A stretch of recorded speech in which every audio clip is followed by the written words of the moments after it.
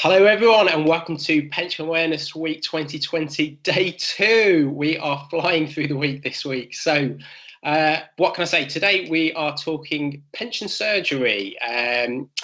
But first of all, thank you very much for attending today over lunchtime. If you're anything like me, you'll have a cheese and pickle sandwich just staring right at you, ready to be devoured as soon as we finish with this session today. So thanks very much for giving up your time today. Your pension is an incredible benefit, and hopefully you'll really value this time today. So first, just a little bit of housekeeping. Please make sure that you have a pen, paper and or a digital device handy to make any notes. What we'd like you to do today is take away 5 things that you can do post session. That could be anything that you find out about today that you think, oh, do you know what, I need to be doing something about that. And the other thing is to make sure you have a cuppa handy. Cheers. Now, for those of you who may not already know, Pension Awareness Week is a session that we've been doing for the last couple of years. It's a session that's aimed to break down barriers. We're going to boil the information down, and we're hopefully going to give you a better understanding of what your pension means to you. It really is a vital benefit as part of your total rewards package as being a civil servant. It offers you so many different things, including a death benefit nomination should you pass away whilst you're in service. It can offer something to your loved ones, family, friends. It also offers things like inflation-proof income when you retire. And one of the things that we'd like to try and get across today is that your pension isn't just for when you sort of hit 50 or 55 or 60. It's something that you can be thinking about from when you're 20 onwards, 20, 30, 40, 50, 60. Until you hit retirement, because you can never plan early enough. If you'd like to be like my dear Uncle Derek and you'd like to have a nice long retirement, you'd like to go on nice holidays, have Sky Sports subscriptions, enjoy nice meals out, enjoy a beer or two a couple of times a week, it really is vital that you sort of think about these things now and work out what it is that you'll need to retire on. So like I say, it is one of your best benefits of being a civil servant, because it really is one of those things that, whilst it's kind of not in the here and now and it's something that's tangible to you right now, it is something that you'll realise as you get a little bit older and closer to retirement. So like I say, it's important that you think about your retirement. Now, I mentioned earlier about taking 5 things away. I think one of the things for today that I'd really like you to have a think about is the scheme website. If you haven't visited it already, please do so. It's www.civilservicepensionscheme.org.uk. That's www.civilservicepensionscheme.org.uk. On there, you will find an absolute wealth of information about your pension, from the scheme guide to the scheme that you're in, to FAQs, to if you've just joined the service, to if you're leaving, if you're thinking about retirement. There really is so much information on there. One other thing I'd like to point out is if you don't feel comfortable writing notes, you just like to sit back and watch and enjoy, we are recording this session and it will be live to you the following day. So this one will be available to you from the Wednesday from around midday on the scheme website. So you'll be able to go back and take notes, if you like, on the things that are more pertinent to you. So yeah, don't worry too much if you don't fancy taking notes as we go on today. You can view it afterwards on a catch-up. So as I mentioned, today is a pension surgery, and today we are going to be covering the length and breadth of the pension world as much as we possibly can. So we will be talking about if you've just joined, what your annual benefit statement means to you. We'll be talking about if you're thinking about retirement, what you need to do. There's plenty of things that you can be doing, that you can be thinking about. So think about those 5 things I mentioned earlier and what you can do with those. So finally, just before I introduce you to today's subject matter experts, what I'd like to do is just remind you once more about visiting the scheme website, which is www.civilservicepensionscheme.org.uk. So today we've got a couple of very, very clued up experts with us. The first one we have is Andy Jones, who is an engagement manager within Cabinet Office, my colleague. And the second one is Carl McFerrin, who is a scheme compliance officer from my CSP. Both of these guys are really clued up and ready to answer your questions. So thanks to all of you who have answered questions today. Submitted the questions today. What we're going to do is we're going to try and get through as many as we possibly can today, and we will try and aim to get the rest of them up on the website and answered as soon as we possibly can. We have received an awful lot of them, though, so please do bear with us, because what we want to do is we want to give you the most correct answer as possible, and obviously get it up in the right time, having checked it first. So do keep checking on the scheme website on the Paws page, because it will be there once we've answered it. So what we'll do is I'll move on to the questions now to Andy and Carl. So first question we got, I'm going to go to Andy. Andy, can you tell me about Pension Power? What is it? How do I get a place on it? Thanks for that question, Nige, and hello and welcome everybody. As my wonderful colleague, I think he had called me esteemed before, he didn't this time, so that's fine. I must have dropped down in his expectations. Pension Power is a free awareness or engagement session that we run to provide you with information on our fantastic pension scheme. It's completely free to you, and it's completely free to your employer, because we in the Cabinet Office, as the scheme manager, actually fund it. The reason we fund it is what we want is for our members to be as clued up as possible, so they make those informed and probably correct decisions to enable them to, as Nige was saying in his opening gambit, to have that great retirement where you're not worrying about finances. We want you to be able to go out and enjoy as many things as possible. So what we always say is, if you've got as much information and knowledge as you possibly can, those informed decisions that you will make. Just to give you a little bit of background on it, this started back in July 2018, and since then we've had over 55,000 civil servants attend it. So that's fantastic, and we want to keep on going and get as many as people as possible through the Pension Power session. So how does it actually run? Currently, they are being run via webinar, just like this. We have been hampered by COVID, which is one of those things, and we've changed and we've adapted, and we've actually had quite a drastic change with a hell of a lot of people going on and actually watching it from the comfort of their own home. We do, obviously, when we're more able to and more offices are open, willing to come out and visit people's premises to deliver to them. So back to the original question is, how do you actually get on it? It's quite simple, really. There are a couple of ways you can go about organise it. You can organise one just for yourself. That's fine. That's perfect. Or if you are able to, you can actually organise one for a group of people. So it's just you and your team that experience Pension Power. Now, the way to do it is go on to the scheme website.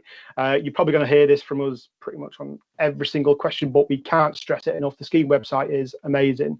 Go on the scheme website, just search Pension Power, and a dedicated page will come up, and it'll tell you where you need to, how you need to book it, what information you need, things like that. If you are going to organise one for your team, things like that, you may want to converse with my CSP training team who run the sessions for us to organise a time that's mutually beneficial for you. And apologies, I've just punched the table by mistake. Back over to you, Nige. Thanks, Andy. Thanks very much. You are my esteemed colleague. So just to summarise what you said there, that's really useful information. So Pension Power is free to members, it's free to employers. We at Cabinet Office are kind enough to pick up that cost. It covers a wide variety of areas of pensions, and it's well worth it. I think we have had 55,000 people go through and extremely positive feedback. So it's definitely something that's worthwhile. So thanks, Andy. Really appreciate that. So Carl, if I move over to you, what I'm going to do today is I'm going to do a little bit of tennis. I'm going to volley between the pair of you. So Carl, I'm going to come to you next. I'm new to the civil service. Do I need to wait for my pension statement, my annual pension statement, before I can register for the portal? Hi, Nige. Great question. So if you are new to the civil service, it may be you haven't got your annual benefit statement yet this year. This is likely because you may have joined the scheme possibly after 31st of March. And the reason this date's important is when you get your annual benefit statement, it'll give you an illustration of the benefits you've built up as at 31st of March. So obviously, if you weren't in the scheme 31st of March, we can't give you a statement. However, that shouldn't stop you from registering for the pension portal, and it's really easy to do. Basically, you can still register. You can register right now. There's a whole section dedicated to the pension portal on Civil Service Pensions website. There's even a handy little step-by-step bite-sized video that'll show you every step, how to register, what details you need, and that's really, really useful if you want to look at want to use that. When you log on to your pension portal, your ABS obviously won't be there, but in the future, all your ABSs will be on there for you to view. However, it's not just a tool to view your ABS. It's really great for other information, such as updating your personal details, not just your details, even your death benefit nominee, and just make sure everything's okay. So yeah, again, as Andy's been saying, check the Civil Service Pension website. All the information you'll need there, and you can register right now.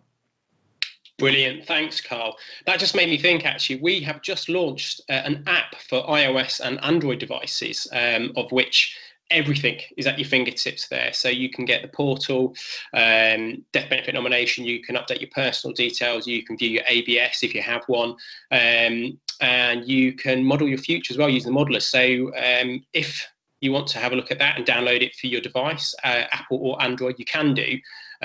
Or yeah, as you say, you can just visit the website. So that's really useful. I think people will get a lot out of that. Thanks, Carl. Andy, I'm going to come back to you, as I said, with volleying here. What does 2-year qualifying period really mean? So qualifying service, the basic description of qualifying service is the amount of time that you need to actually qualify for a pension. So under our scheme rules and the majority of pension scheme rules, you need at least 2 years qualifying service to actually be able to be paid a pension, things like that. Now, we're often asked is, how has it worked out? How does qualifying service worked out? How do we understand how much I've got? Now, generally, it runs from your date of entry, so when you join the civil service, all the way through to your last day of service in the scheme. So it's basically however long you've been employed.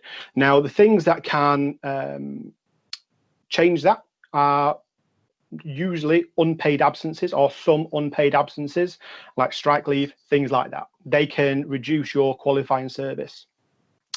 Some people think that part-time service actually reduces their qualifying period as well. I can say it doesn't. The only time that reckonable service, only time that part-time hours or part-time working affects your pension is on the reckonable service. So with reckonable service, we're looking at the final salary schemes such as Classic, Classic Plus, and Premium. And for the period where you're part-time, the service you accrue that counts towards your pension is prorated to mirror the amount of hours you're working. For those in one of our care schemes or career average schemes, so Alpha and Nuvos, because your earnings are less because you're working part-time hours, the pension you accrue would be less as well. Again, more information, look on the scheme guides. We have dedicated scheme guides on every single scheme, and it covers the length and breadth of all of your benefits. So if you're in Classic, have a read of the Classic guide. If you're in Alpha, have a read of the Alpha guide, and all and everything in between. Brilliant. Thanks very much, Andy. Yeah, I couldn't recommend that further. Yeah, it's absolutely brilliant to have a look at that and just sort of like understand the conditions that are in there. All right, Carl, I'm going to come back to you now. Can I just confirm that if you're in Alpha, you can take some of your pension benefits at age 50? Now, that's a great question because there are going to be an awful lot of us who are in Alpha, and we're probably thinking, right, when can I possibly think about taking some of my benefits? So, Carl, would you mind answering that? Yeah, sure, no problem. So you can take your retirement benefits early, but the age you can do this differs depending on the scheme you're in. So as an Alpha member, the minimum retirement age you can take your pension is age 55. So if you wanted to retire at 50 in Alpha, I'm afraid you can't possibly do that. However, you may be what we call a transitional member, and this will be a member who, before joining Alpha, was a member of either Classic Plus, Premium, or Nuvos. For the classic plus and premium members, you have an early retirement age of, you can access your benefits up to 50. So the rules for each scheme apply differently. So although you're a member of Alpha, you could still take those classic benefits, for example, at age 50. With Alpha, you can take your benefits at age 55. One thing that's really important to remember if you are thinking about taking your retirement benefits early is they will be subject to a reduction based on the early retirement. This is just because if you're taking benefits early, it's expected you'll be in receipt of them for a longer period of time. So that early reduction is applied based on your age and how early you take it. Now, you don't have to worry about working that out because there's on the retirement modeler, and also there's various calculators available on Civil Service Pension website where you can put in your details, work out what age you want to retire, what the reduction would be to your benefits, and this will give you a rough idea of what you could expect. Both of them are available on the Civil Service Pensions website, and if it's something you're interested in, definitely use the retirement modeler and the early retirement calculators. Brilliant, thanks, Carl. So if people did want to take those benefits earlier, then they would obviously lose out on some of their benefits if they were to take it at normal retirement age. But what people can do is they can have a look at the retirement modeler and just sort of use it as a sliding scale to work out what age that they wanted to retire at, how much they'd be able to take. Is there anything that they can do to boost their pensions, Carl? Yeah, so if you are worried about the reduction that would be applied and losing a bit of your pension for taking it early, you can always think about personalised pension in the scheme. It's basically what it says on the tin. It's you pay either monthly contributions, additional ones from your salary, or you can even pay through a one-off lump sum, and you basically buy out the pension that's added to the benefits you're currently accruing. So when you come to retire, it's that little extra bit of pension that it may lessen the impact of any early retirement reduction. So again, there's a number of calculators for add the pension on the website and loads of guidance available. And again, if you need any help, always call my CSP. Brilliant, thanks, Carl. So if people sort of go through all the questions on the website FAQs and they go through the guide and they've still got some questions about this, they can just contact my CSP, ask those questions. So if you go on the scheme website, again, www.civilservicepensionscheme.org.uk, you're going to get bored of me saying this, /contact us. You'll be able to find the contact details on there, and there are many various ways that you can get in contact. Brilliant, thanks, Carl. Andy, I'm going to come back over to you. Now, if I leave the civil service, what do I need to do to ensure that I will still be able to access my pension? I mean, we know that people sort of do move around jobs these days, so there will be people who are kind of going to possibly leave, or they're going to rejoin, or they're going to change departments. Could you just let us know what the answer on that one is? Yeah, of course. So what I'm going to do is actually break it down into a little bit of into two different scenarios. The first one being is someone who's leaving service. So as you say, Nige, someone who's leaving service before their normal retirement age. So they're going to go to a new job, or they're going on they're going traveling and they've resigned from work and they're not getting access to their pension straight away. So the best thing for you guys to do, if you fall under that bracket, is basically keep the scheme administrator, MyCSP, up to date on your contact details. So namely your address. There is a form, again, on the scheme website, can't stress the website enough, where you can complete and send in to MyCSP, or you could give them a bell and let them make them aware. That would be great. Then I'm going to flip it a bit to those who have retired and are in receipt of the pension.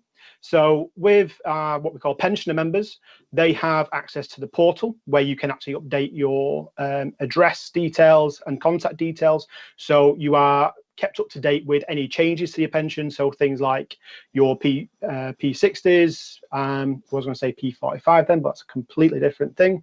Your P60s, your pay slips at the start of each year, things like that. And if we do, and I know it's something that is being extremely popular and well received, is our pensioner newsletter as well. So people receive that on the annual basis that we do it on. Again, to reiterate, for those pension members, you can do it via the portal.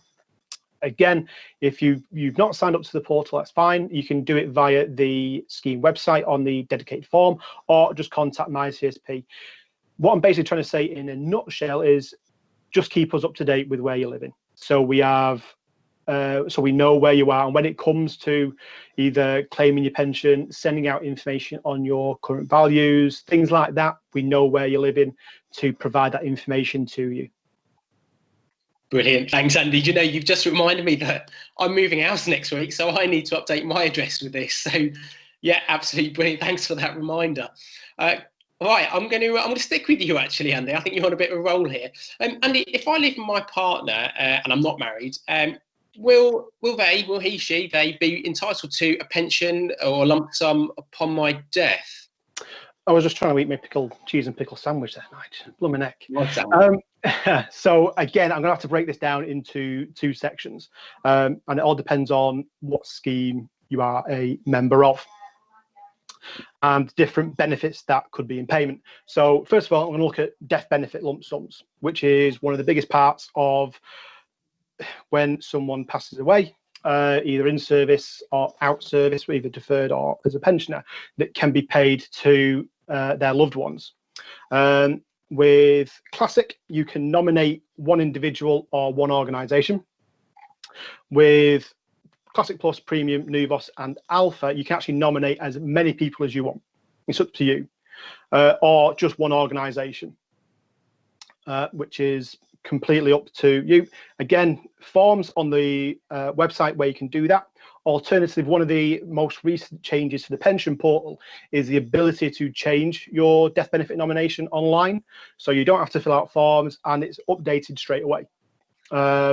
Really good. It's been really popular take up. We've had about 6,000 people use it since go live in, I think it was the end of June, beginning of July. So great use of technology there. Thank you very much if you have done it. What I'm going to flip to is a bit more on the pension, around the pension that is received. Now, again, it all depends on what scheme you are a member of and if you have if you're married or unmarried. So I'm going to go on to Classic first. Now with Classic, if there is no pension payable to a unmarried partner, it is only payable to an individual spouse or civil partner. So to answer that direct question, if you're a member of Classic, then your unmarried partner wouldn't receive anything unless that, for want of a better phrase, certification has taken place. Under all the other schemes, so like I say, Classic, Classic Plus, I'll come on to Classic Plus actually, that's what I often refer to as the unicorn scheme, as Nigel will attest to. So Premium, Nuvos and Alpha, there is a pension payable to any unmarried partner, which is great. So it's the same amount that the spouse and civil partner would receive. So that's great. Now there are a couple of checks that we need to do, I suppose, to be able to pay that partner's pension out. Now, I'm just going to have a quick look at my screen because there's a couple of points that I just want to run through. Namely, these are, you need to be financial interdependent or upon each other. You're in a committed relationship with each other and intend to continue this indefinitely. You're mutually responsible for each other's welfare. You are not in any way prevented in actually marrying each other or going into a civil partnership. You're just choosing not to. Neither of you are married to another individual. So yeah, there is a couple of bits there which you need to be aware of when doing or thinking about that, the partner's pension that could be payable. I just want to jump back to the unicorn scheme or Classic Plus, and the reason I call it the unicorn scheme because it's only a very small amount of people who are in there. I think I've only met about 7 or 8 people who are in Classic Plus in my lifetime, and I've been working in pensions for almost 20 years now, despite my youthful appearance.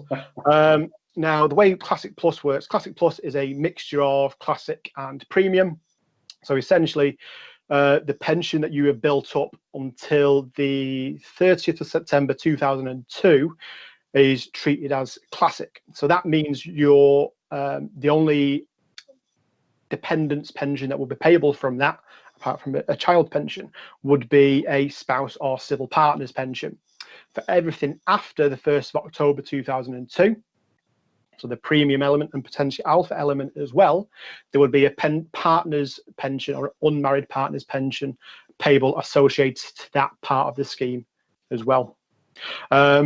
Again, it's an emotive subject to talk about, but I'm really glad this question was asked.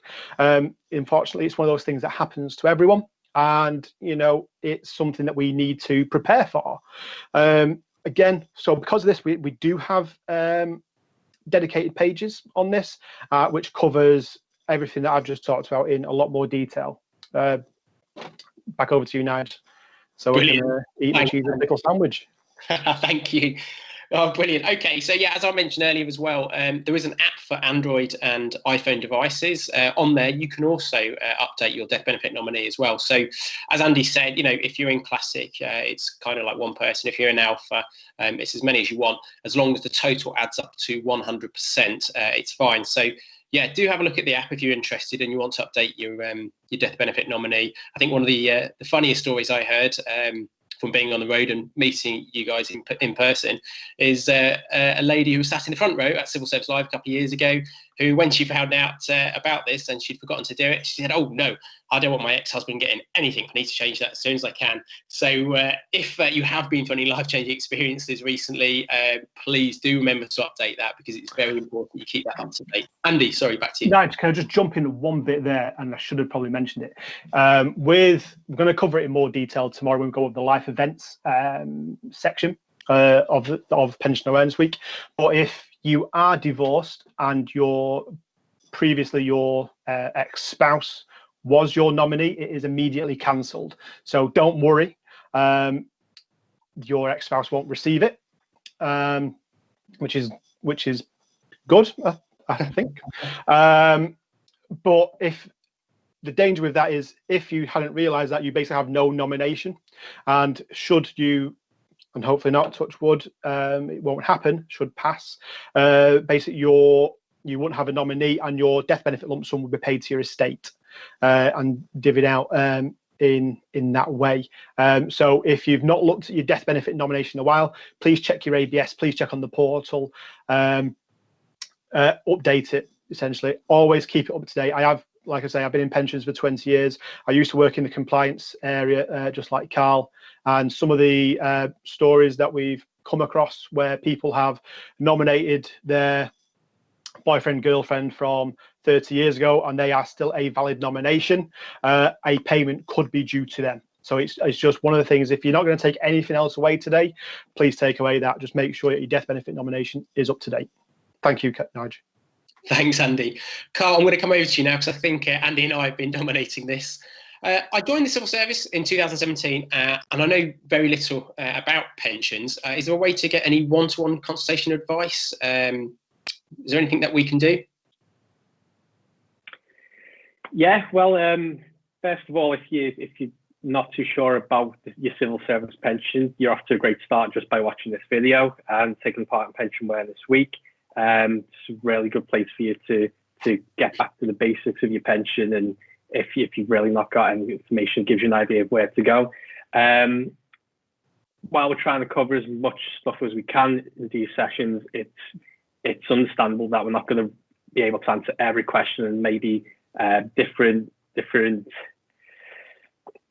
topics that we haven't covered that you might be interested in. So if you want to learn more about your pension, as Andy said earlier, there's the one-to-one seminars that you can book onto the Civil Service Pension website, and they're really great. As Andy said, they're an hour long, they're very personable, they're free, which is always a great benefit, and you'll learn a lot about your pension, even the basics, the benefits of the scheme, how we calculate your pension, if you want to top your pension up, your retirement options, even what scheme you're in, what family benefits are available, like Andy just hinted on there. So that's a really great way to learn more. Obviously, the Civil Service Pension website itself is a great resource, and I'd say if you're watching this video, keep watching throughout the rest of the week, because there's more information to come. Brilliant. Thanks, Carl. Really appreciate that. Andy, I'm going to bounce straight back over to you now. Andy, will the bands for pension contributions change with pay increases? does going into a bracket mean a pay cut or for no extra pension? I think this is a bit of a tricky one because people do get promoted and obviously they pay a bit more. So could you help us with that one? Yeah, definitely. It is one of those questions that we do get asked, and for some individuals, it does mean when you get a pay increase, promotion, things like that, you can jump into the next contribution bracket or banding. What I will say is, the way the contribution rates are all determined is basically all about what our scheme is. Now, our scheme is what's called a defined benefit scheme. So the contributions you actually pay don't influence the amount of pension you actually get. What they do is actually fund your pension. So the easy way to describe it, like I say, is defined benefit scheme is there is a set number of calculations which take place to determine what your pension is, so you know what you're getting. As opposed to what's called a defined contribution scheme, where your contributions are saved a little bit like a pension, a bank account, and then they're invested in stocks and shares, and hopefully you'll create money on there. But with a defined benefit, like I say, you need to fund the scheme, so the scheme's liabilities, so the pensions, ill health benefits, death benefits, child's pensions, everything like that. It funds the complete scheme. So what we need to do is actually make sure that the contributions that are coming in are enough. So we work with the government actuaries department, who use a lot of information like the value of the benefits that are, or the future liabilities to the scheme. So what benefits we know we're going to have to pay out, people's general life expectancy, and various other things go into determining what rate of contribution, so the percentage of contribution, and where those bandings lie to make it as fair as possible for everybody. Yeah, I hope that answers the question. It is one of those, and we do look at the contribution rates and the bandings on a yearly basis. I think it's yearly basis, yearly, or at the very least bi-yearly, to make sure that they are fit for purpose, for want of a better phrase. Brilliant. Thanks, Andy. Yeah, that's really cleared that one up. Thank you. Carl, I'm going to come to you, and I quite like this question because it is incredibly pertinent to the current situation that we're in. Are annual benefit statements still sent to home addresses this year? Yeah, so if the majority of people should have already received their ABS by now, and it should have been sent to your home address. Maybe a few members who, if you were for a certain employer, you might not have received directly to your home address. But generally, yeah, we should issue your ABS straight to your door. So it's always important that you make sure you tell your employer, keep your address details up to date, so we know where to send your ABS to.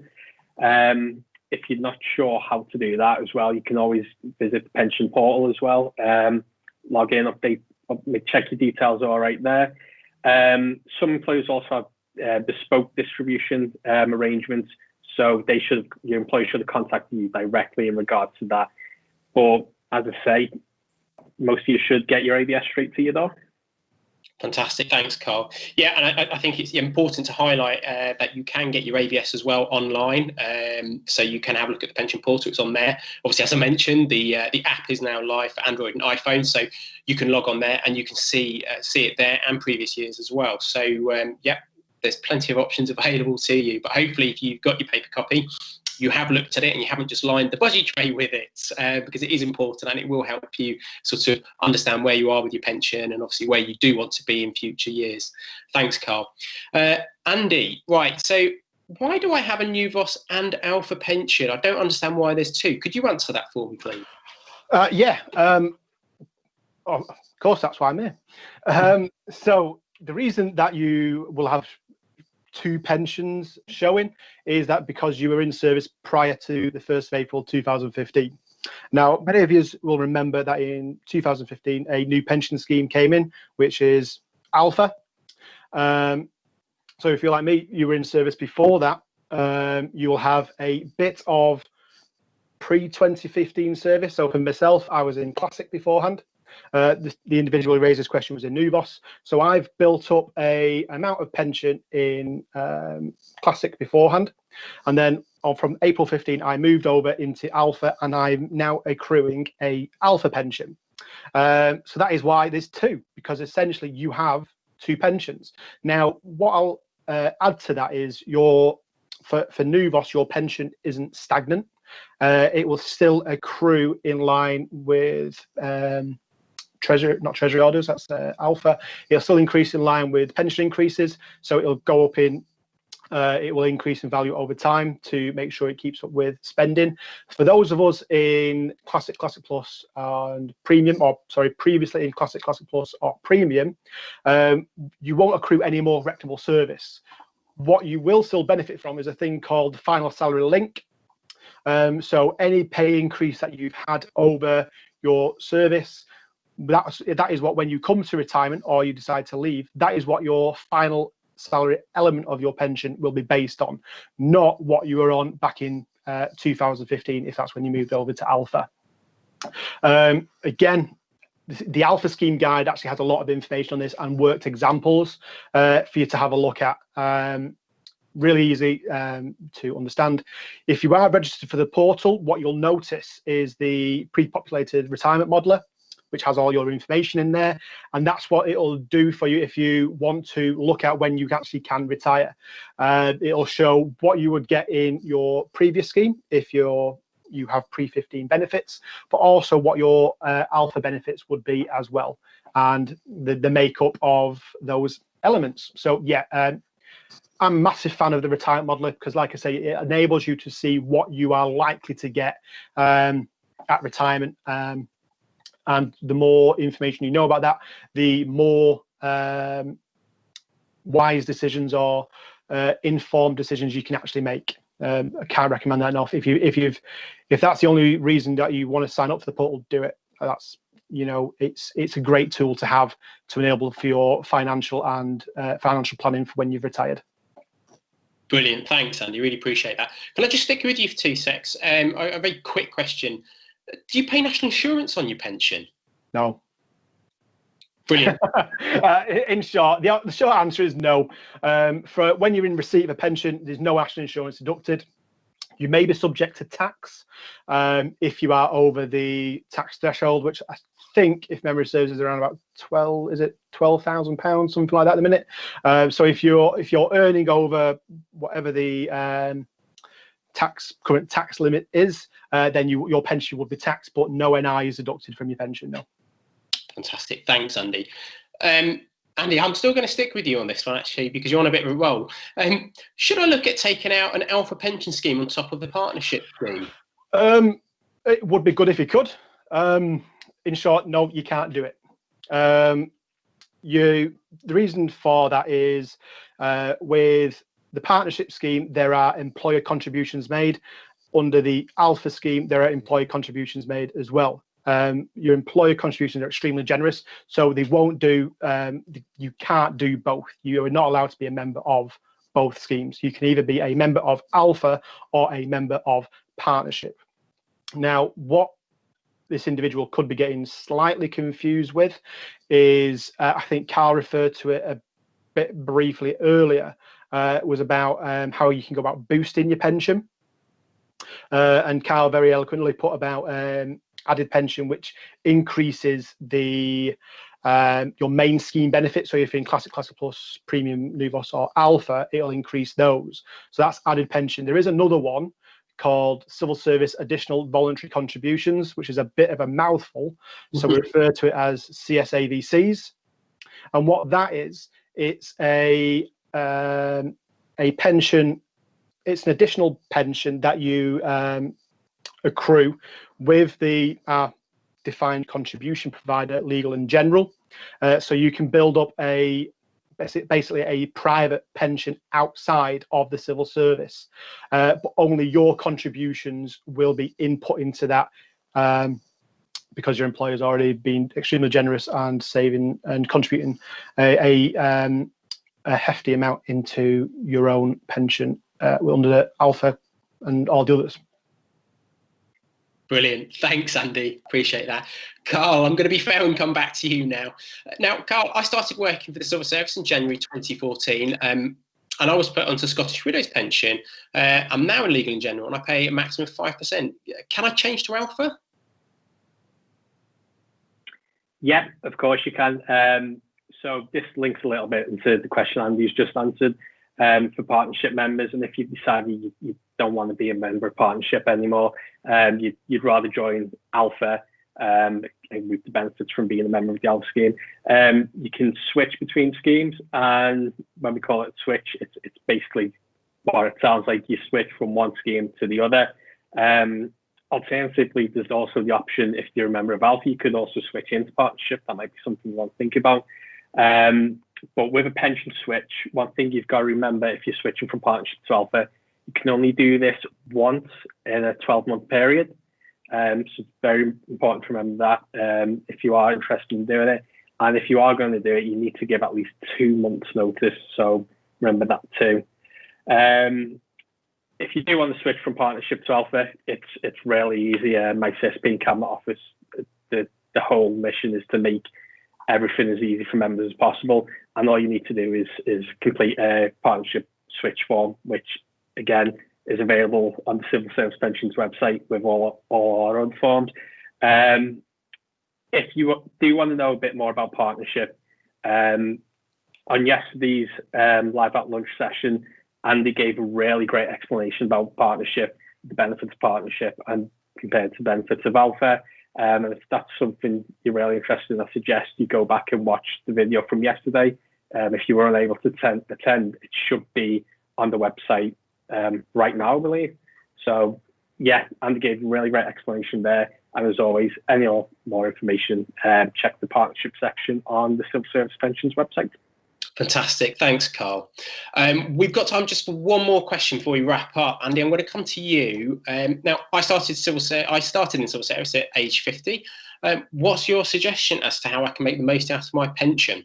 Awesome question. Massive fan of this.